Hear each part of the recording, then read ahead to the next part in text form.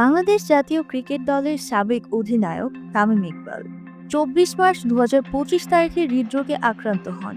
Dhaka premier লিগের match চলাকালে সাভারের বিকেএসপিতে মোহামেডান স্পোর্টিং ক্লাবের হয়ে খেলতে নেমে বুকে ব্যথা অনুভব করেন তিনি।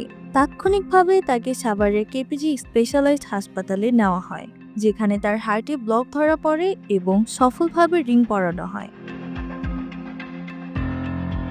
তামিমের অসুস্থতার খবর শুনে তার স্ত্রী আয়েশা সিদ্দিকা দ্রুত হাসপাতালে ছুটে যান। তিনি বর্তমানে হাসপাতালে অবস্থান করছেন এবং তামিমের পাশে থেকে তার সেবা করছেন। পরিবারের পক্ষ থেকে জানানো হয়েছে তামিম এখন অনেকটা সুস্থ বোধ করছেন এবং ধীরে ধীরে স্বাভাবিক জীবনে ফেরার পথে রয়েছেন।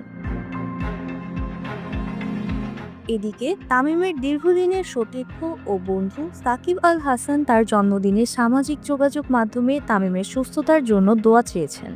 সাকিব লিখেছেন, আজ আমার জন্য বিশেষ দিন, কিন্তু মনটা পুরোপুরি আনন্দে নেই, কারণ আমার প্রিয় সতীর্থ ও বন্ধু তামিম ইকবাল অসুস্থ।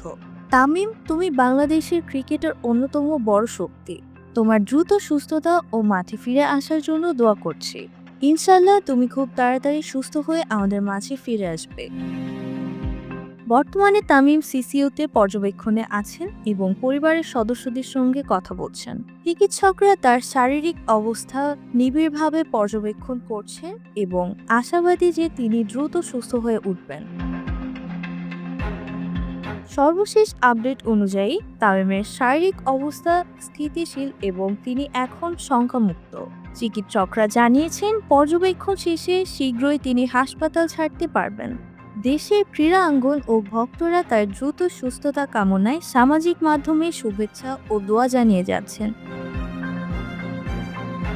তামিম ইকবাল দ্রুত সুস্থ হয়ে আবারও মাঠে ফিরবে, এই প্রার্থনায় আর অপেক্ষায় কোটি ভক্ত সমর্থকরা।